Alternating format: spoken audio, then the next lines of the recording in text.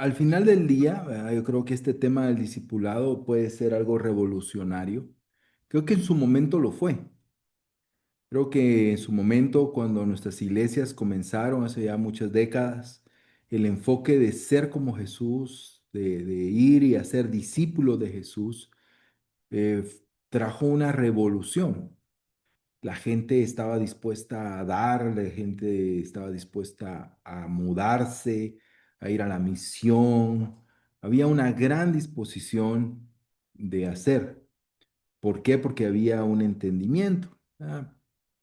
Definitivamente nosotros heredamos esta gran bendición del discipulado y como decía Alejandro, pues eso nos separa, nos aleja por mucho o poco de otros grupos.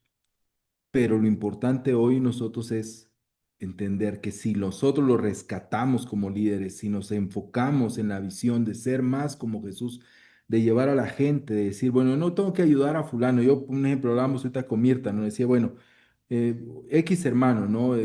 Tiene una necesidad relacional, ¿no? Veo ahí en la parte de la relación donde él sale bajo en la nota, digámoslo así, ¿no? O sea, ¿cuál va a ser mi enfoque? Es llevarlo a ser como Jesús. ¿Qué haría Jesús? ¿Cuál es la relación de Jesús con los demás? ¿Qué Jesús nos enseña? ¿Qué Jesús modeló? Y llevar, o sea, es un cambio de chip.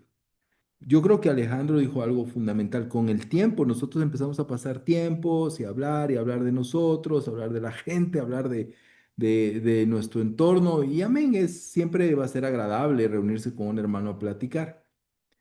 Pero de pronto pienso, yo estoy bien, yo ando bien, yo no tengo problemas con mi esposa, andamos bien aquí en la casa, pues ahorita no he andado ahí, he andado tranquilo, ¿verdad? No, no he caído en algún pecado grave o algo, me siento bien, ¿verdad? Me siento bien, no, no, casi, casi no necesito, no necesito.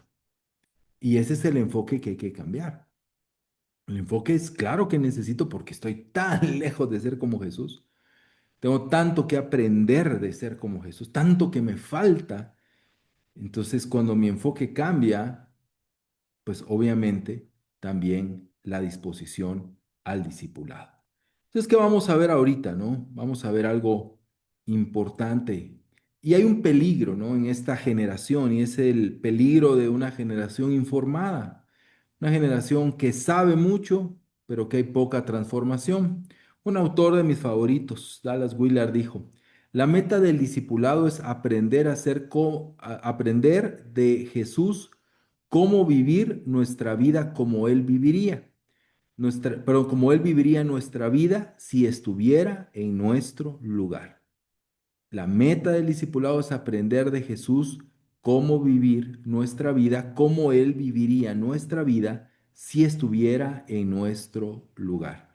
Hoy en día tenemos acceso a más recursos que cualquier generación anterior, pero el conocimiento no siempre produce ese crecimiento y esa maduración, ¿verdad? Espiritual.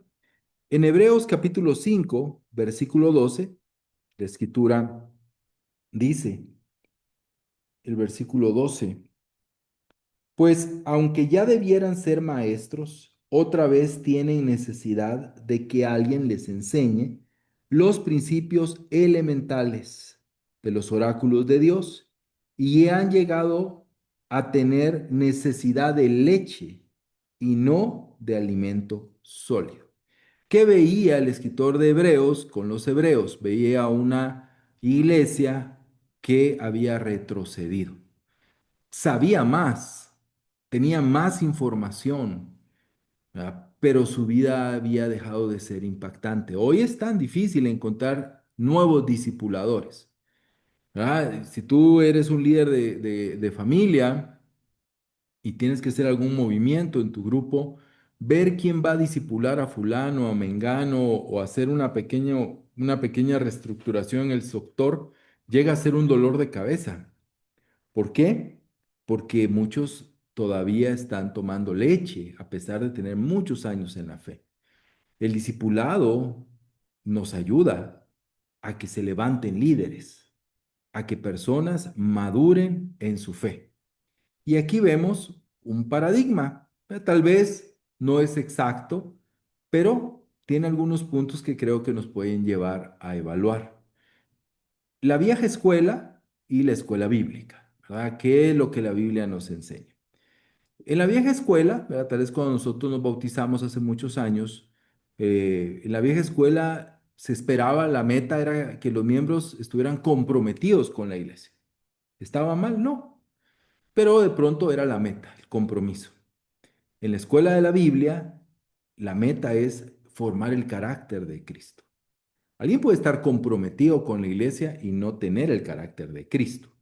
Alguien puede participar, apoyar, sostener, dirigir, pero no tener el carácter de Cristo. Entonces, la meta que la Biblia nos enseña es formar el carácter de Cristo.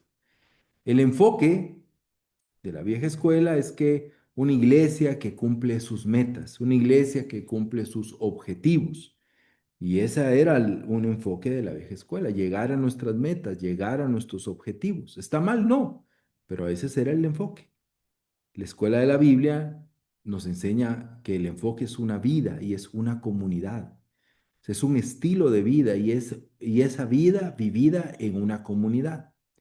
En la vieja escuela, el rol del líder era de empujar, de influenciar, de inspirar, ¿verdad? En la escuela bíblica o de la Biblia, el líder debe ser alguien que intercede, un modelo a seguir. En la vieja escuela, el resultado es formar miembros, eran miembros de la iglesia, pero en la escuela bíblica nos llama a ser discípulos transformados, que cambian. Entonces nosotros debemos de vivir hoy y pensar el discipulado nos debe de llevar a esto. La meta suprema, de nuevo Gálatas 4:19, es que Cristo sea formado en nosotros. ¿Qué vemos aquí? La formación es un proceso. La palabra formado comunica algo que toma forma progresivamente.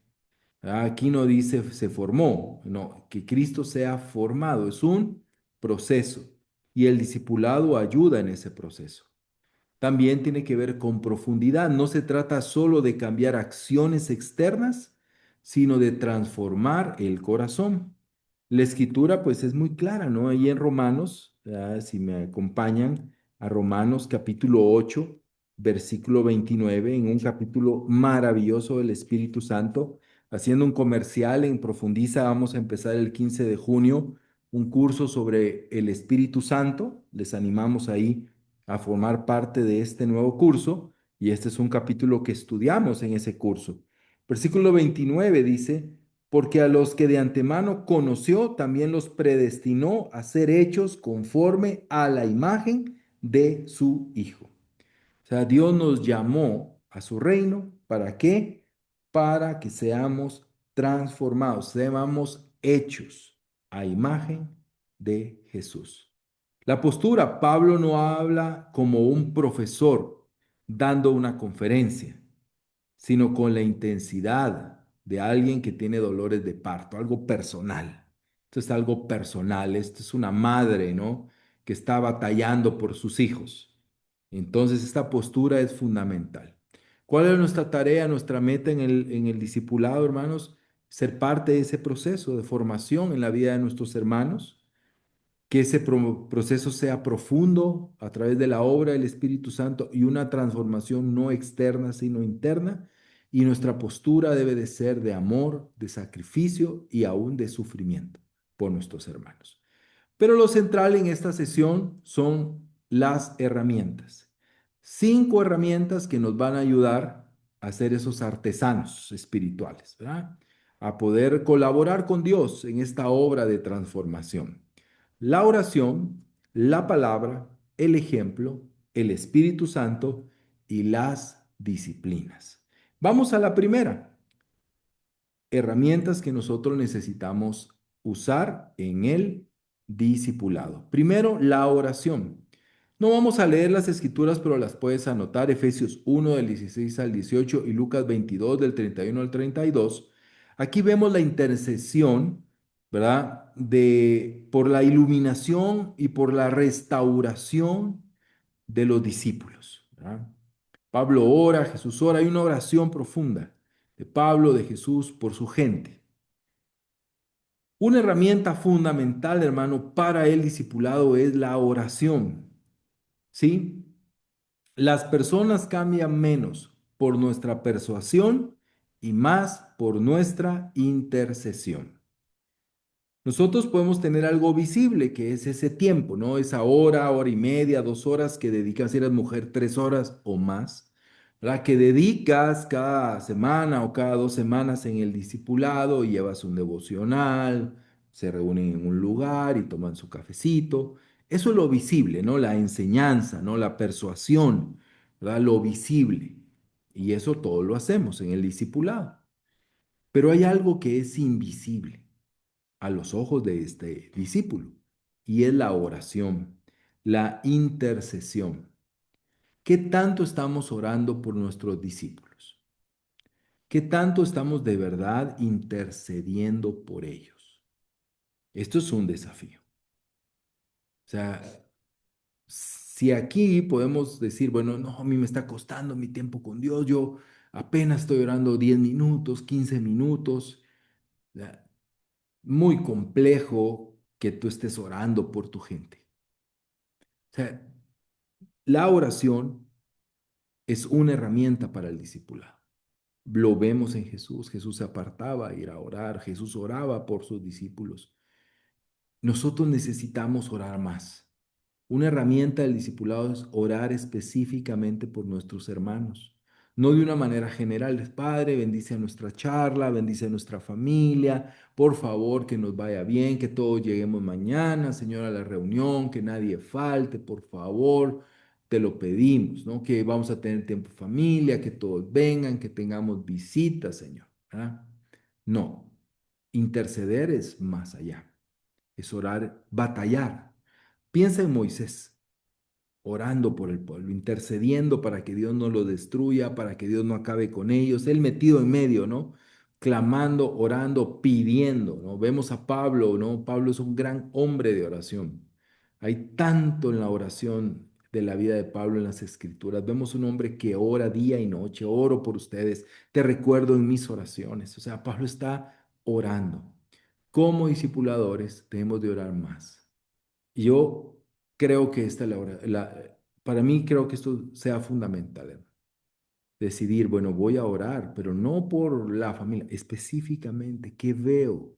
¿Qué área estoy trabajando para que este hermano sea más como Jesús? Padre, ayúdame. Padre, él no está teniendo tiempos contigo. Padre, por favor, ayúdalo. Por favor, Señor, he estado hablándole, pero no logro que él pueda cambiar. Ayuda, Padre, él está cayendo en este pecado. Él está viviendo en este pecado. Padre, él está, esto, lo que sea, pero específico por mis discípulos. No una oración superficial, no una oración como la de la comida, no, una oración de intercesión. Amén. Esto es fundamental. Herramienta número uno, la oración. Mira este dibujo. Lo visible es pequeño, lo invisible es mucho. Tú puedes dedicar a este hermano, no sé, 1 hora, 2 horas a la quincena o a la semana, pero puedes dedicar muchos minutos diarios para orar por él. Y si lo sumas es mucho y es exponencial. Tenemos que doblar más rodillas por nuestros hermanos. Tenemos que clamar por ellos, tenemos que rogar por ellos, tenemos que buscar de rodillas, batallar por nuestros hermanos. Así que esta es una herramienta fundamental bíblica del discipulado. La segunda, obviamente, es la palabra de Dios, ¿no? El instrumento principal de transformación. ¿Verdad? Vemos obviamente la escritura, la conocemos, ¿verdad? Segunda de Timoteo 3, del 16 al 17, la palabra de Dios es inspirada por Dios, ¿verdad? Enseña, reprende, corrige y educa. ¿Para qué? Para que el hombre de Dios esté capacitado y preparado para toda buena obra. Entonces, el instrumento principal de transformación. Hebreos 4:12 dice que la palabra es viva y eficaz y penetra hasta lo más profundo del alma y del espíritu y somete a juicio los pensamientos y las intenciones del corazón. No las acciones, sino profundo, pensamientos e intenciones. ¿Qué hace la Biblia? Penetrar, va más allá de la información superficial. La palabra discierne, expone los corazones. La Biblia expone los corazones y la Biblia transforma. Spurgeon dijo, una Biblia que se está desgastando generalmente pertenece a alguien que no se está desgastando. ¿Sí? Tenemos que manejar nuestras Biblias. Hermanos, tenemos que arrepentirnos. Yo soy el primero. Tenemos que arrepentirnos. Demasiados tiempos donde no hay Biblia. Demasiados tiempos donde no estamos llevando un pequeño devocional, donde no queremos, no estamos enseñando, compartiendo algo de lo que hemos aprendido, no estamos ayudando bíblicamente al hermano que estamos discipulando. Y podemos llevar nuestras ideas, nuestros pensamientos, nuestras intenciones, y se nos fue. Se nos fue el tiempo y te vas con un, "Ay, no llegué, no llegué, porque no compartí la palabra". Necesitamos usar la Biblia como un instrumento de transformación. Hace algunas semanas, en una de las clases les enseñaba mi cuaderno donde anoto mis tiempos con Dios. Entonces, ¿qué hago en mi cuaderno? En las mañanas, cuando anoto una escritura, si esa escritura creo que puede ayudar a uno de mis hermanos, pongo su nombre a la par y se la comparto, ¿verdad? Y estoy ahí, o sea, y es algo que tú y yo podemos hacer. No necesitamos hacer un estudio extra, no necesitamos, no, en nuestro propio tiempo con Dios, Dios nos puede dar herramientas para ayudar a nuestros hermanos. Así que la palabra es fundamental, pero también nuestro ejemplo, nuestra vida. Ya leímos esta escritura, sean imitadores de mí, como yo lo soy de Cristo. Cristo, el líder y el discípulo, ¿verdad? Nosotros necesitamos ser personas que somos ejemplares, integridad visible. En Segunda de Corintios capítulo 6, versículo del 3 al 6, se las voy a leer, dice, no dando nosotros en nada motivo de tropiezo, para que el ministerio no sea desacreditado, pues en todo nos recomendamos a nosotros mismos como ministros de Dios, en en mucha perseverancia, en aflicciones, en privaciones, en angustia, en azote, en cárceles, en tumultos, en trabajos, en desvelos, en ayunos, en pureza, en conocimiento, con paciencia, con bondad, en el Espíritu Santo, con amor sincero. Pablo dice, en nada somos tropiezos, nosotros somos ejemplares. La vida del líder va a hablar más que sus palabras. El legado, personas van a olvidar nuestros devocionales, pero nunca van a olvidar nuestra humildad, como dice acá, nuestro amor, nuestra bondad, nuestra paciencia. Así que la tercera herramienta es la vida del líder. Si nosotros como líderes no somos ejemplares, si nosotros como líderes no somos íntegros, si nosotros como líderes no estamos dando el ejemplo, pues obviamente el discipulado no va a llegar. ¿Verdad? Nuestra vida habla más que nuestras palabras. Así que oración, palabra y ejemplo. Y aquí vemos algo que es fundamental y es algo que nosotros, pues obviamente no podemos hacer mucho, pero que sí podemos ver trabajar y a través de estos tres primeros que vimos, ver a Dios obrar por medio del Espíritu Santo. El único y verdadero discipulador y transformador es el Espíritu Santo. Nuestras enseñanzas, nuestros consejos, nuestra compañía puede topar pared. Puede llegar un momento donde puede topar pared, pero el Espíritu transforma el corazón, llega a lo más profundo. Nosotros tenemos que entender que el Espíritu Santo trabaja, ¿verdad? No lo vemos, como dice Juan 3, ¿verdad?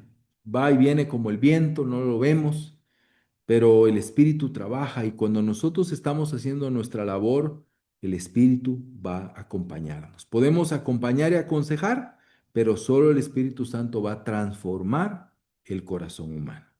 Vemos algunas escrituras.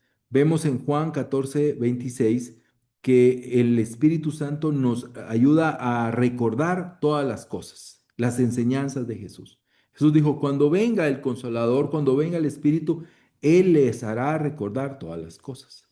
También el Espíritu Santo es el agente de cambio. Él transforma nuestra vida de gloria en gloria. Él nos ayuda en el proceso de transformación. Y obviamente Él nos provee la mente de Cristo, el discernimiento espiritual necesario. Y es el Espíritu el que trabaja en nuestros hermanos. ¿Cómo le hacemos como para que el Espíritu pueda obrar? Obviamente sabemos que Dios no necesita de nosotros, no necesita de que hagamos nada, pues Él es todopoderoso, Él es soberano, Él es omnipresente. Pero normalmente no es el modus operandi de nuestro Dios. Nuestro Dios trabaja en función a lo que nosotros trabajamos y lo que nosotros, los espacios que nosotros damos para su obra, la disposición de nuestro corazón. Y esto es fundamental y ahí es donde viene la quinta herramienta, las disciplinas espirituales. No voy a repetir esto porque pues ya lo vimos en la escuela bíblica pasada, pero cuando nosotros impulsamos al hermano a practicar disciplinas espirituales y nosotros también las practicamos, damos espacio para que el Espíritu trabaje en nuestra vida. Vemos estas prácticas individuales y estas prácticas comunitarias. Las prácticas individuales como la meditación, el ayuno, el estudio bíblico y la oración, ¿verdad? Son algunas disciplinas que aprendimos en el libro. Pero también hay prácticas comunitarias como confesar nuestro pecado, los servicios, ¿verdad? La adoración a Dios, la comunión, ¿verdad? Con hermanos, el congregarnos. Cuando nosotros llevamos a las personas a meditar, a los hermanos a estudiar su Biblia, a orar, a ayunar, cuando nosotros llevamos a los hermanos a la iglesia, a confesar, a cantarle a Dios, a vivir en comunidad y en unión, damos el espacio y el Espíritu va a trabajar por medio de estos medios de gracia y Dios va a obrar. Dios no va a obrar con el perezoso, hermano, de verdad. El Espíritu Santo no trabaja con la gente haragana. La gente que está acostada viendo tele o viendo su teléfono y que está ahí en la noche, así, toda la noche o varias horas, el Espíritu no va a trabajar.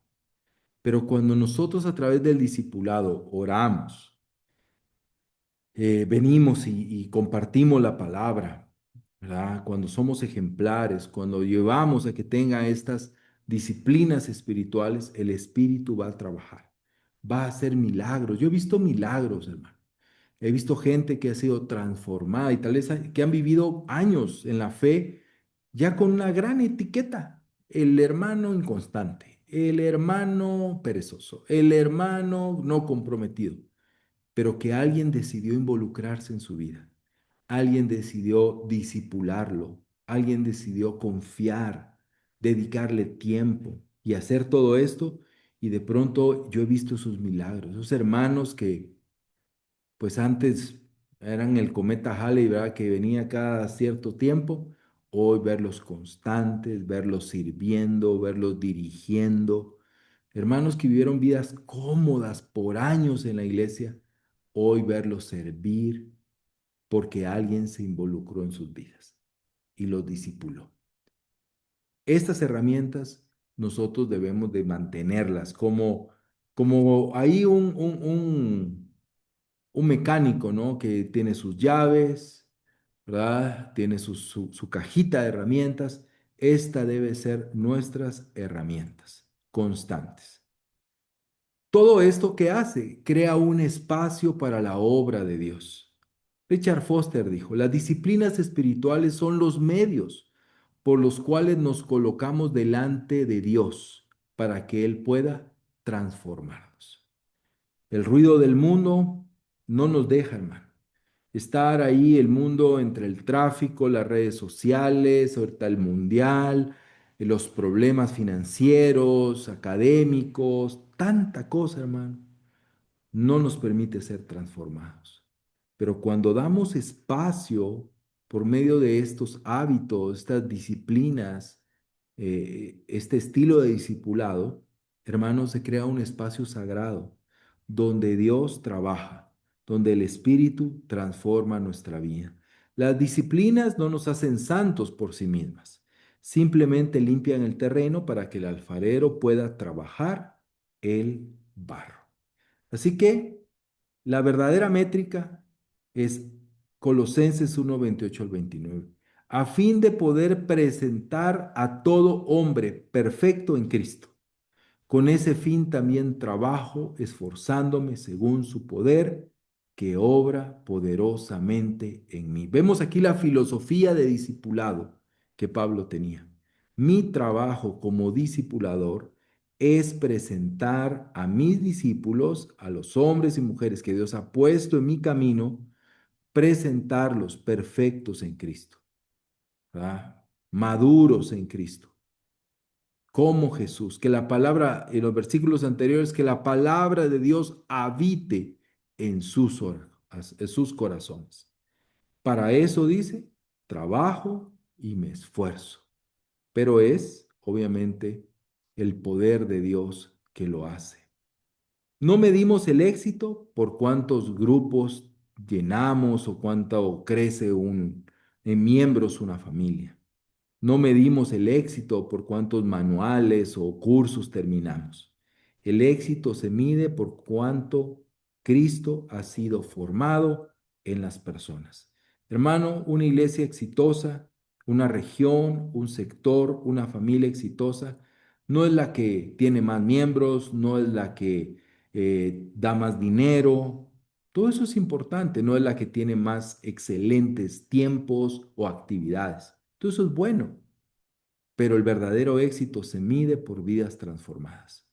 Una iglesia de discípulos de Jesús, una región de discípulos de Jesús, un sector de discípulos de Jesús, una familia de discípulos de Jesús, una charla de discípulos de Jesús, un ministerio de audio de discípulos de Jesús, un ministerio de video de discípulos de Jesús, no de cracks en la computadora o cracks en el sonido, un ministerio de alabanza de discípulos de Jesús, no de grandes músicos, no, de discípulos de Jesús. Ahí se mide el éxito. En esta clase aprendimos algunas herramientas fundamentales que nos pueden ayudar. Vamos a tomar 5 minutos para orar, para pedirle a Dios que nos ayude, para pedirle a Dios que en su misericordia nos pueda ayudar en esta labor, para que podamos interceder por nosotros, por nuestros líderes, para que podamos ser los discipuladores que la iglesia necesita. Amén. Entonces vamos a tener 5 minutos de oración y regresamos para la última clase. Gracias, hermanos.